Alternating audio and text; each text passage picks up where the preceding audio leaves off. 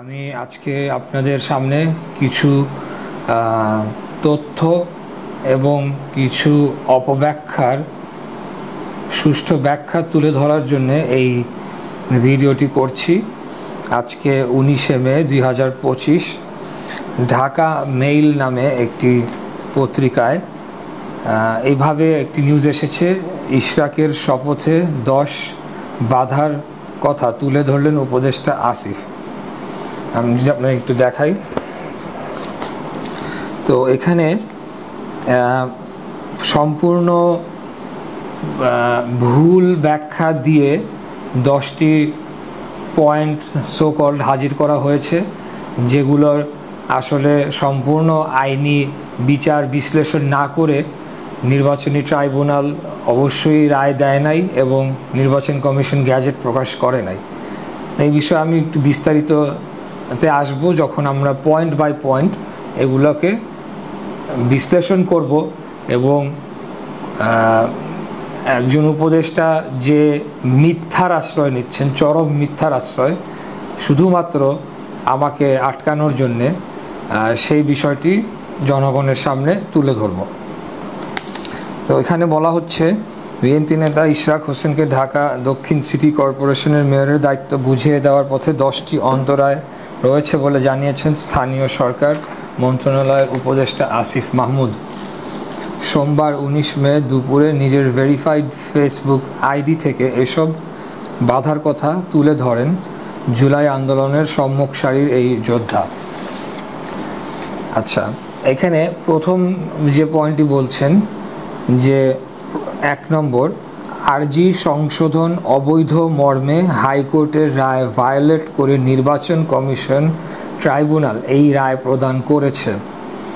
অর্থাৎ এখানে বলা হচ্ছে যে আমরা যখন মামলাটি করি, আমরা যে প্রেয়ারটি দেই, অভিযোগটি দেই, পরবর্তীতে সেই প্রেয়ারে, সেই আরজিতে কিছু সংশোধনী আনা হয় এবং যে কোনো সিভিল মামলায় এটা যে কোনো আইনজীবীরা বলতে পারবেন যে যেদিন রায় হয় সেদিন সকালবেলাও নাকি আরজিতে সংশোধনী আনা যায়। তো এই ব্যাপারে আমাদের যে আইনগত ব্যাখ্যা, আরজি সংশোধন কোড অফ সিভিল প্রসিজিওর আইনের অর্ডার 6/17 অনুযায়ী আরজি সংশোধন করা যায়। এক্ষেত্রে হাইকোর্টের কোনো আইনকে ভায়োলেট করা হয়নি, অথচ স্থানীয় সরকার উপদেষ্টা আইন না জেনে শুধুমাত্র সাধারণ জনগণকে ভুল বোঝানোর জন্য এই কথা বলেছে। তারা যে কথাটি বলার চেষ্টা করছে, অন্য একটা সম্পূর্ণ ভিন্ন ধরনের মামলায়, এই ধরনের কোনো মামলাই নয়, কোনো একটি উপনির্বাচনের মামলায় কোথাও কোনো একটি অর্ডারে হাইকোর্টে একটা অবজারভেশন এসেছিল, যেই অবজারভেশনটাকে তারা বলতে চাচ্ছে যে আমরা এটাকে ভায়োলেট করেছি, অথচ অবজারভেশন ইজ অবজারভেশন, সেটা আইনের ঊর্ধ্বে হতে পারে না। আইনে এখানে লেখা রয়েছে কোড অফ সিভিল প্রসিজিওর আইনের অর্ডার 6/17 অনুযায়ী আরজি সংশোধন করা যায়। অতএব এখানে সম্পূর্ণ একটা মিথ্যার আশ্রয় নিয়ে জনগণকে বিভ্রান্ত করার চেষ্টা, যেটি অতীতেও হয়েছে, আবারও করা হয়েছে। 2 নম্বরে আসি আমরা। 2 নম্বরে বলছে, নির্বাচন কমিশন শুনানিতে অংশগ্রহণ না করায় একপাক্ষিক রায় হয়েছে এবং পরবর্তীতে কমিশন আপিলও করেনি। এই বিষয়ে আমরা যেটা বলবো যে উক্ত মামলাটি একতরফা রায় হয়নি। মামলার বিপক্ষে পলাতক মেয়র ফজলে নূর তাপস প্রতিদ্বন্দ্বিতা করেন, মামলার জবাব দাখিল করেন এবং দীর্ঘদিন হাইকোর্টে স্টে করে রাখেন, যাহা মোটেও একতরফা রায় নয়।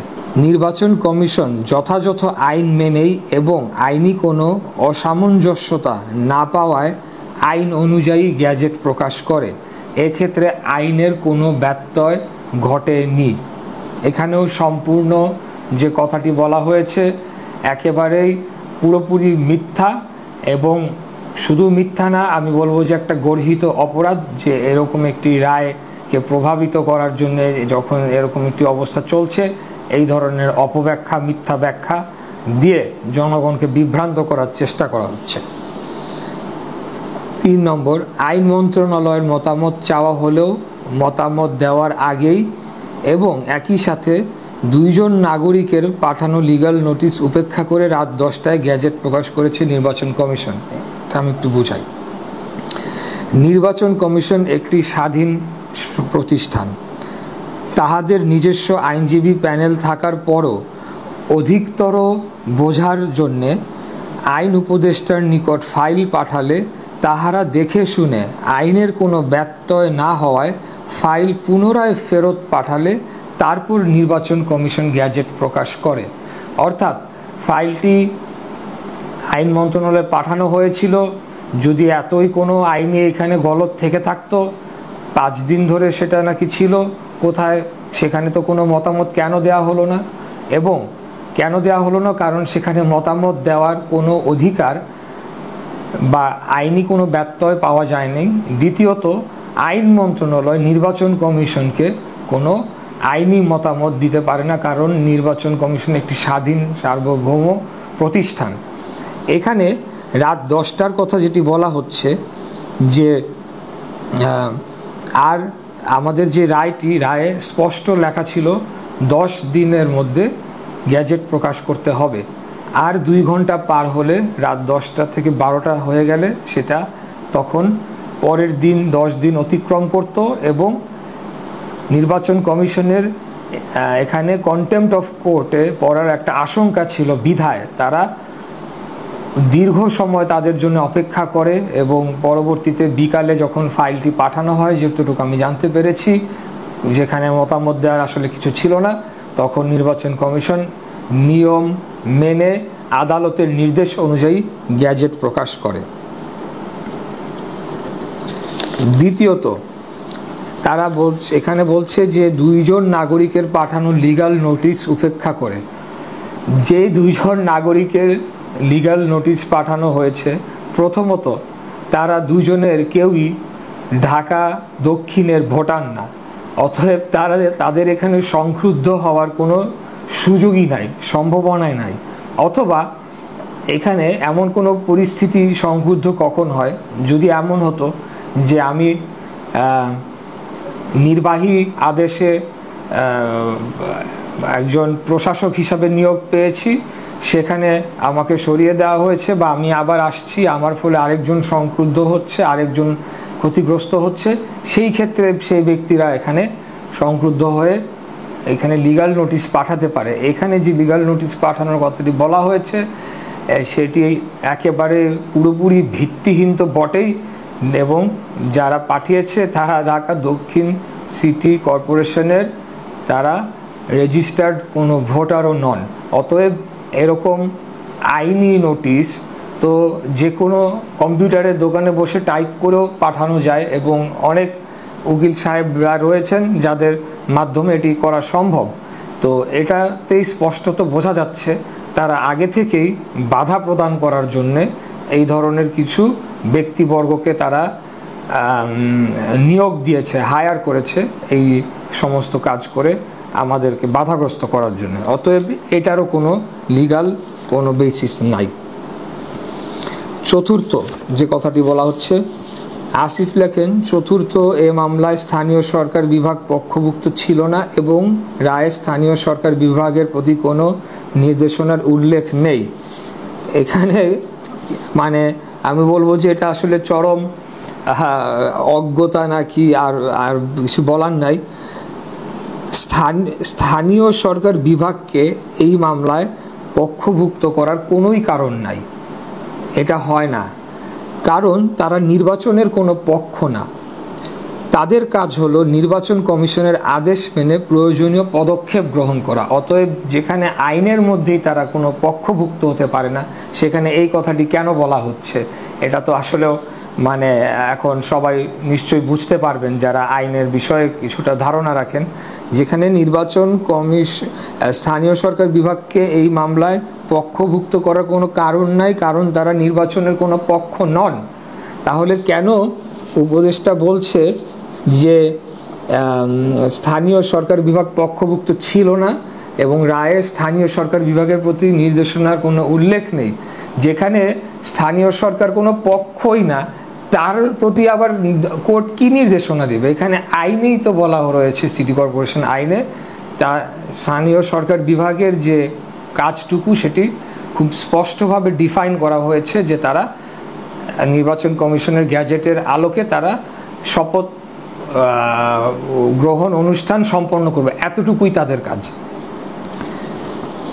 এরপরে পঞ্চম যেখানে আসছে, শপথ না নেওয়ার কারণে নির্বাচন কমিশন স্থানীয় সরকার বিভাগকে বিবাদী করে রিট পিটিশন দায়ের করেছে যা এখনো বিচারাধীন।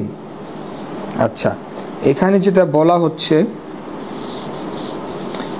শপথ না দেওয়ার আবেদন করে নির্বাচন কমিশন এবং স্থানীয় সরকার বিভাগ, এবং সেখানে আমাকেও সম্ভবত আরও 2-1 থাকতে পারে, তাদেরকে বিবাদী করে রিট পিটিশন দায়ের করা হয়েছে, যেটি আমি আগেই বললাম, ওই যে তাদের ভাড়া করা 2 লোক দিয়ে, ভাড়া করা একজন আইনজীবী দিয়ে নোটিশ পাঠিয়েছিল, উদ্দেশ্যই ছিল রিট পিটিশন করে আমাদের প্রক্রিয়াটাকে বাধাগ্রস্ত করবে, এবং বলছে যা এখনো বিচারাধীন।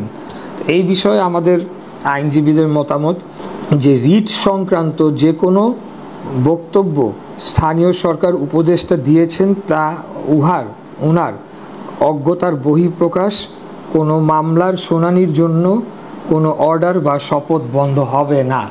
কোনো মামলার কোনো শুনানির জন্যে কোনো অর্ডার বা শপথ বন্ধ হবে না। এটা একটা, যে কেউ এখন যদি গিয়ে যখন তখন রিট করে একটা প্রক্রিয়াকে বাধাগ্রস্ত করে, তার মানে এই না যে সেই রিটের কোনো ভ্যালিডিটি রয়েছে। সেটা পরবর্তীতেই দেখা যাবে যে সে রিট করতে পারে কিনা, আদৌ তার সেই রিট করার গ্রাউন্ড আছে কিনা। সে ভোটারও না, সে সংক্রুদ্ধ ব্যক্তিও না, অতএব সেই রিটের কোনো বৈধতাই থাকবে না। এরপরে 6 নম্বরে বলেছে, বরিশাল সিটি কর্পোরেশন সংক্রান্ত মামলায় আরজি সংশোধন সংক্রান্ত হাইকোর্টের রায়কে আমলে নিয়ে খারিজ করেছে ট্রাইব্যুনাল। এখানে কত বড় একটা মিথ্যাচার করা হয়েছে, ফলে ট্রাইব্যুনালের দ্বিমুখী অবস্থান বোধগম্য হচ্ছে না। কার্যত যেটা হয়েছে, বরিশাল সিটি কর্পোরেশনে এই ঘটনা নিয়ে কোনো মামলাই হয় নাই। আমি শুরুর থেকেই বারে বারে বলে আসছি, আমরা যখন নির্বাচন করি, নির্বাচনের সময় একটা ট্রাইব্যুনাল করা হয় এবং সেখানে খুব স্পষ্টভাবে লেখা রয়েছে 30 দিনের ভিতর কোনো অভিযোগ থাকলে সেটি দায়ের করতে হয় সেই সংশ্লিষ্ট নির্বাচনী ট্রাইব্যুনালে। বরিশাল সিটি কর্পোরেশনে এই ধরনের কোনো মামলাই হয়নি। সেখানে একটা দরখাস্ত দ্বারা তাকে মেয়র ঘোষণা দেওয়ার আবেদন করলে তা যথাযথ হয়নি মর্মে খারিজ করে। তো সেখানে যেহেতু সময়ের মধ্যে কোনো আবেদন মামলার করা হয় নাই, সেই গ্রাউন্ডে এই মামলাটি খারিজ করে এবং এটি সম্ভবত হাইকোর্টে যাবে এবং সেখানে পরবর্তীতে হাইকোর্ট সিদ্ধান্ত নেবে। তো এখানে কিভাবে মিথ্যাচার করা হলো যে আবারও তারা আরজিতে চলে যাচ্ছে, আরজি সংশোধন সংক্রান্ত হাইকোর্টের রায়, অথচ এখানে যেই কারণে বরিশাল সিটি কর্পোরেশনের নিম্ন আদালতে এটাকে গ্রহণ করা হয় নাই শুনানির জন্যে, তা হচ্ছে যে 30 দিনের মধ্যে যে দরখাস্ত করতে হয় সেটি করা হয় নাই এবং পরবর্তীতে একটি দরখাস্ত দ্বারা তাকে মেয়র ঘোষণা দেওয়ার আবেদন কেবল করা হয়েছিল। এক্ষেত্রে চট্টগ্রাম সিটি কর্পোরেশনের মেয়রের নির্বাচন সংক্রান্ত মামলার রায়ের কথা কিন্তু তিনি উল্লেখ করেননি, কারণ সেটা নিয়ে যেহেতু কিছু বলার নাই, সেটাও বৈধভাবে হয়েছে এবং চট্টগ্রামের রায় বৈধ হলে ঢাকার রায়ও বৈধভাবেই সেটা সম্পন্ন হয়েছে। তো আপনারা দেখেন যে প্রত্যেকটা পদে পদে কীরকম মিথ্যার আশ্রয় নিচ্ছে, এটা আসলে আমি ভাষায় প্রকাশ করতে পারছি না যে কি কারণে এবং কার বুদ্ধিতে এই ধরনের কাজে সে লিপ্ত হয়েছে। সপ্তম, মেয়াদ সংক্রান্ত জটিলতা দেখা দিয়েছে। কতদিন মেয়র থাকবেন বা আদৌ মেয়াদ আছে কিনা তা নিয়ে স্পষ্ট নয়। এখানে মেয়াদ সংক্রান্ত বিষয়ে যে বক্তব্য দিয়েছেন তা একেবারেই শিশুসুলভ বলতে হয়। আগে শপথ, তারপর মেয়াদ কতদিন থাকবে না থাকবে সেটার এখতিয়ার কেবলমাত্র নির্বাচন কমিশনের। আমি শপথ নেওয়ার পরে আমার মেয়াদ কতদিন থাকবে সেই বিষয়ে কোনো সিদ্ধান্ত দেওয়ার থাকলে সেটি নির্বাচন কমিশন দিতে পারে, নির্বাচন কমিশন যদি অপারগতা প্রকাশ করে আমরা উচ্চ আদালতে যেতে পারি, অথবা আমাকে যদি স্থানীয় সরকারের বর্তমান বিদ্যমান আইন অনুযায়ী কোনো কারণে বরখাস্ত করা হয়, তাহলে সেই পদটি খালি হবে। কিন্তু এখানে একটা মেয়াদের কথা বলে একটা ধোঁয়াশা সৃষ্টি করলো যে এটার কারণে শপথ হচ্ছে না, এটার সাথে এটার কোনো সম্পর্কই নাই। এইটা হলো গিয়ে বেসিক কথা। আসিফ আরও লেখেন, অষ্টম যে পয়েন্টটি, নির্বাচন কমিশনের চিঠিতে কোনো প্রকার আইনি জটিলতা না থাকলে পরবর্তীতে ব্যবস্থা গ্রহণের কথা বলা হয়েছে। স্পষ্টতই বিতর্কিত রায়, স্থানীয় সরকারের বিভাগের প্রতি কোনো নির্দেশনা না থাকা, লিগ্যাল নোটিশ এবং রিট পিটিশন বিচারাধীন সংক্রান্ত আইনি জটিলতা রয়েছে। তো আমি একটা একটা করে আসি। হ্যাঁ, নির্বাচন কমিশনের চিঠিতে কোনো প্রকার আইনি জটিলতা না থাকলে পরবর্তী ব্যবস্থা গ্রহণ করার জন্য বলা হয়েছে। ফাইন, খুব ভালো কথা। তো এই চিঠিটা পাওয়ার পরে স্থানীয় সরকার মন্ত্রণালয় কি করেছে, তারা আবারও নির্বাচন কমিশনকে একটা চিঠি লিখেছে। চিঠি লিখে সেখানে কেন আপিল করলো না বা আপিল করা যায় কি না এবং এই ধরনেরই এই সমস্ত জিনিসগুলোকে উল্লেখ করে তারা নির্বাচন কমিশনকে এক প্রকার দিক নির্দেশনা দিচ্ছে যে আপিল কেন করো নাই তোমরা, আপিল করতে হবে। এই কথাটি আমি বলি, সেটা খুব ভয়ানক। তারা নির্বাচন কমিশনের উপরে হস্তক্ষেপ করছে। নির্বাচন কমিশন সম্পূর্ণ স্বাধীন, তাদের নিজস্ব আইনজীবী প্যানেল রয়েছে, বিজ্ঞ আইনজীবী প্যানেল, এবং পুরো কমিশন বসে সিদ্ধান্ত নিয়ে আইনের আলোকে কোর্টের রায় বাস্তবায়ন করার জন্য গ্যাজেট করেছে। তো তারা যখন এই কাজগুলো করলো, তখন কি তারা ভেটিং করে দেখে নাই যে এখানে আইনি কোনো ব্যত্যয় ঘটেছে কি না? নিশ্চয়ই দেখেছে। তারপরেও চিঠির একটা স্ট্যান্ডার্ড ফরম্যাটে যেহেতু লিখতে হয় এভাবে, কোনো প্রকার আইনি জটিলতা না থাকলে পরবর্তী ব্যবস্থা গ্রহণ করুক, এটার জন্য তারা আবার যখন স্থানীয় সরকার মন্ত্রণালয়ে আবার চিঠি লিখলো নির্বাচন কমিশনে, নির্বাচন কমিশনার দীর্ঘ একটি পত্রের মাধ্যমে সেই উত্তরটি তাদেরকে দেয় এবং তারা এখানে স্পষ্টভাবে জানিয়ে দেয় যে এখানে আইনের কোনো ব্যত্যয় তারা পায়নি এবং তারা নিয়ম মেনেই গ্যাজেটটি করেছে। এবং এই কপিটিও আমার কাছে রয়েছে, এটা হয়তো এক সময় প্রকাশ করা যাবে। আর এটার আরেকটা পার্টে বলছে স্পষ্টতই বিতর্কিত রায়, অর্থাৎ সে নিজেই রায় সিদ্ধান্ত নিয়ে ফেলেছে যে রায়টি বিতর্কিত, এই ব্যাপারে কিছু বলার নাই। তারপর বলছে স্থানীয় সরকার বিভাগের প্রতি কোনো নির্দেশনা না থাকা। একটু আগে যেটা বললাম যে স্থানীয় সরকার বিভাগ এই মামলায় পার্টি নয়, অতএব কেন স্থানীয় সরকার বিভাগের প্রতি কোনো নির্দেশনা থাকবে? স্থানীয় সরকারের কাজ কেবলমাত্র শপথ গ্রহণ অনুষ্ঠানটি সম্পন্ন করা, এখানে অন্য কোনো ধরনের ফাংশন তাদের নেই। অতএব তাদের প্রতি কোনো দিক নির্দেশনা নেই, কারণ they are not a party to this case, they cannot be a party to this case. আবার আসলো সেই লিগাল নোটিসে, যেই লিগাল নোটিসের উপরে ভিত্তি করে তারা বলছে যে রিট করেছে। এখানে বলতে হয় যে লিগাল নোটিসটা আমরা কিভাবে আমরা পেয়েছি, সেটা কি আইনসম্মতভাবে আমরা রেজিস্টার্ড ডাকযোগে পেয়েছি কিনা আমার সম্ভবত জানা নেই। একজন আমাকে হোয়াটসঅ্যাপে ফরওয়ার্ড করেছিল, সেটাই আমি প্রিন্ট করে পরে দেখেছি। পরবর্তীতে আমরা দেখতে পেলাম যে সে আইনজীবীকে পরিবর্তন করা হয়েছে এবং পরিবর্তন করে আরেকজনকে দিয়ে এখন রিটের এফিডেভিট করে রিটটি করার জন্যে কোর্টে আবেদন করেছে। কিন্তু আমার জানা মতে যদি আইনজীবী পরিবর্তন হয়, তাহলে নতুন যে আইনজীবী আসবে তাকে আবারও লিগাল নোটিশ দিতে হবে এবং সেটা রেজিস্টার্ড ডাকের মাধ্যমে সেটা আমাদের হাতে পৌঁছাতে হবে, যেটা হয় নাই। রিট পিটিশন বিচারাধীন থাকা সংক্রান্ত আইনি জটিলতা রয়েছে। আবারও বললাম যে এখানে যারা রিটকারী তাদের রিট করার তো গ্রাউন্ড লাগবে, তাদের রিট করার কোনো গ্রাউন্ড নাই, তারা কোনো সংক্রুদ্ধ পার্টিও না। অতএব এই রিটটি কোনো টেকবে বলে আমাদের কাছে মনে হচ্ছে না। এটি শুধুমাত্র কালক্ষেপণ করার জন্য, সময় নষ্ট করার জন্য করা হয়েছে। নবম, এই জটিলতা নিরসনে আইন মন্ত্রণালয়ের মতামত চাওয়া হয়েছে। এই জটিলতা নিরসনে আইন মন্ত্রণালয়ের মতামত চাওয়া হয়েছে। এখানে স্পষ্টতই পুরো জটিলতাটা তৈরি করছে তাদের মাথার ভেতর থেকে। তারা কোনোভাবে মেনে নিতে পারছে না যে এখানে আমি মেয়র হয়ে বসি, যার কারণে নতুন নতুন জটিলতা তাদের মাথা থেকে বের হচ্ছে। এবং এখন সর্বশেষ যেটা বলছে আইন মন্ত্রণালয়ের মতামত আবারও পাঠানো হয়েছে। তো একবার নির্বাচন কমিশন আইন মন্ত্রণালয়ের মতামত পাঠিয়ে তারা আবার সেটির কোনো তাদের এখতিয়ার অনুযায়ী কোনো মতামতের যেহেতু সুযোগ নাই, তারা গ্যাজেট করলো। তো আবার এলজিএডি আবার নির্বাচন কমিশনে লিখলো, তারাও বললো যে আইনের ব্যর্থ ঘটনা। এখন তারা আবার আইন মন্ত্রণালয় লিখেছে। আর কোর্টের কথা তো বাদই দিলাম, যে কোর্ট কি তাহলে মানে পুরা বিষয়টা কি এমনি একদিন বসে রায়টা লিখে ফেলেছে, কোনো আইন কোনো কিছুই কি তারা এখানে অ্যাপ্লাই করে নাই? মানে কি ধরনের ন্যাক্কারজনক ঘটনা ঘটানো হচ্ছে এখানে এই আমার এই পুরো বিষয়টিকে নিয়ে, সেটি আসলে বুঝতে হলে খুব বেশি আমাদের আইনজ্ঞ হওয়ার দরকার নাই। এখানে জাস্ট কথার মার প্যাচে এই মন্ত্রণালয় থেকে ওই মন্ত্রণালয়, ওই মন্ত্রণালয় থেকে এই মন্ত্রণালয়, এইভাবে করে তারা কালক্ষেপণ করছে। দশম, আওয়ামী আমলের বৈধ নির্বাচনগুলোকে বৈধতা দেওয়ার প্রশ্ন প্রাসঙ্গিক হয়ে উঠেছে। রাজনৈতিক দলগুলো যদি স্বীকার করে আওয়ামী লীগ আমলের নির্বাচনগুলো বৈধ, তবে সরকারের জন্য এসব প্রশ্ন সম্মুখীন হতে হবে না।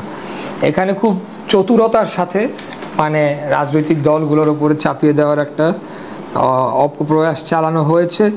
এখানে আমি খালি খুব শর্ট করে বলবো, আওয়ামী লীগের আমলের নির্বাচন নিয়ে এখানে আমার কথা বলার কিছু নাই, কারণ সেখানে বিভিন্ন সময়ে বিভিন্ন ধরনের বিভিন্ন পন্থায় নির্বাচন হয়েছে, সংসদ নির্বাচন, স্থানীয় সরকার নির্বাচন থেকে শুরু করে নানা কিছু।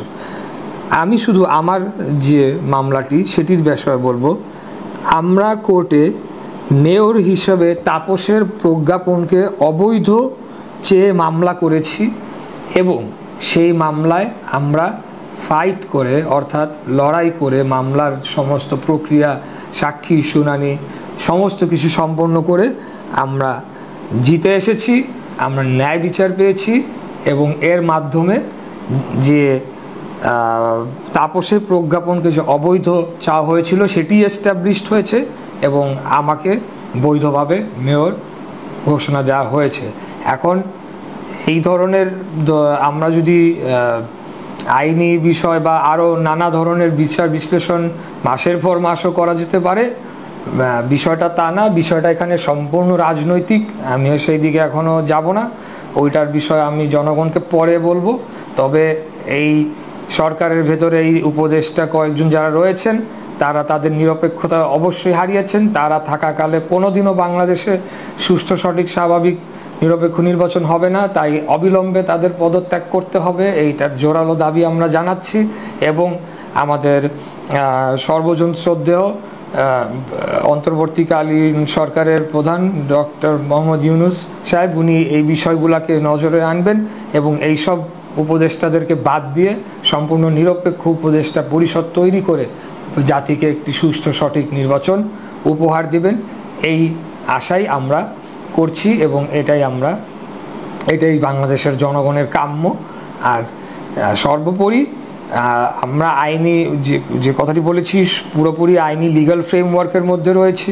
কারণ এই লিগ্যাল ফ্রেমওয়ার্কের মধ্যে থাকা অবস্থায় তারা যদি কালক্ষেপণ করে, সময় নষ্ট করে কোনো কিছু এখানে বানচাল করার চেষ্টা করে, সেটার বিষয়েও কিন্তু আদালতের রেমেডি দেওয়ার বিষয় রয়েছে, সেখানে আমরা যাব। আর আমরা রাজনৈতিকভাবে এখানে বাংলাদেশের ঢাকার যারা ভোটাররা তারা আন্দোলন করছে, এই আন্দোলন আরও বেগবান হবে। আমরা রাজনৈতিকভাবে মোকাবেলা করব এবং অবশ্যই আমরা ইনশাল্লাহ শপথ নেব এবং সেটা আইনসিদ্ধভাবেই নেওয়া হবে, সম্পূর্ণ আইনি প্রক্রিয়া অনুসরণ করে। এখানে কোনো ধরনের অপশক্তি যদি আমাদেরকে বাধা দিতে আসে তাহলে সেটা খুব বেশি সফলতার মুখ দেখবে না বলে আমরা বিশ্বাস করি। আমি আবারও সবাইকে ধন্যবাদ জানাচ্ছি। দীর্ঘক্ষণ ধরে আপনারা এটি শুনেছেন। আসলে আমাকে অনেকেই বলেছে যে ওয়াই, দরকার কি, জাস্ট থ্রো ইট, জবাব দেওয়ার দরকার নাই। তো আমরা তো কোর্টের মাধ্যমে, আমাদের প্রক্রিয়ার মাধ্যমে আমরা আমাদের কাজ করছি। তারপরেও মনে হলো যেহেতু আজকাল ফেসবুকে নানা ধরনের ব্যাখ্যা দাঁড় করিয়ে নানা ধরনের বয়ান, সেটাকে মানুষের কাছে বিশ্বাসযোগ্য করে তোলা হচ্ছে। এবং এই যে নিউজটি করা হয়েছে 10টি পয়েন্ট, এইটার পয়েন্টগুলো তো ফিরিস্তি আপনারা দেখলেনই, সেগুলোকে আমার মনে করা হচ্ছে ডিবাঙ্ক করা দরকার, তাই আমি করেছি শত ব্যস্ততা সত্ত্বেও। তো সবাই ভালো থাকবেন, আশা করি খুব শীঘ্রই আপনাদের সাথে দেখা হবে। সালামু আলাইকুম।